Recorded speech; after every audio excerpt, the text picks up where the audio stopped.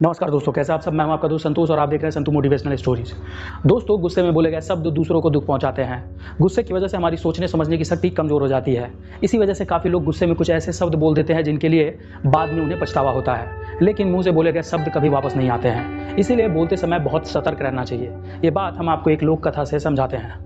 कथा के अनुसार पुराने समय में एक संत रोज अपने शिष्यों को और अन्य लोगों को उपदेश देते थे।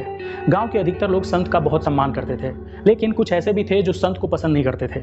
एक दिन संत से जलने वाला एक व्यक्ति उनके आश्रम में पहुंचा और सभी लोगों के सामने संत का अपमान करने लगा, लेकिन संत ने उसे पलटकर कुछ भी नहीं कहा। जब वो व्यक्ति बोलते बोलते थक गया और चला गया, गांव के लोग ये देखकर बहुत दुखी थे, लेकिन संत ने फिर से अपना प्रवचन देना शुरू कर दिया।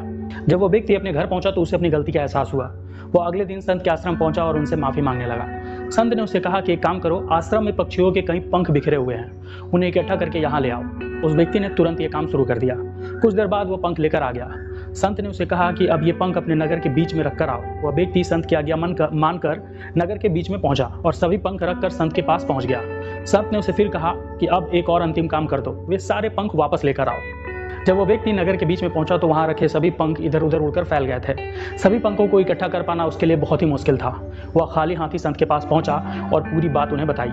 संत ने उससे कहा कि भाई, ठीक इसी तरह जब हम गुस्से में होते हैं तो कुछ भी बोलते हैं, वह दूसरों को दुख देता है। जब हमारा मन शांत होता है तब हमें गलती का एहसास होता है, लेकिन तब हम कुछ भी नहीं कर सकते हैं। जिस तरह सभी पंखों को इकट्ठा कर पाना संभव नहीं है, उसी प्रकार मुंह से निकले गए शब्द वापस नहीं लिए जा सकते हैं। इसीलिए गुस्से से बचना चाहिए और कुछ भी बोलते समय बहुत सतर्क रहना चाहिए। दोस्तों, इसीलिए कहते हैं कि कुछ भी बोलते समय ध्यान रखें, मुंह से निकले हुए शब्द कभी वापस नहीं आते हैं। और आज के लिए इतना ही दोस्तों। आई होप आप सबको इस कहानी से कुछ सीखने को मिला होगा। मिलते हैं अगले वीडियो में, तब तक के लिए अपने और अपनी फैमिली का ख्याल रखें। जय हिंद, जय भारत।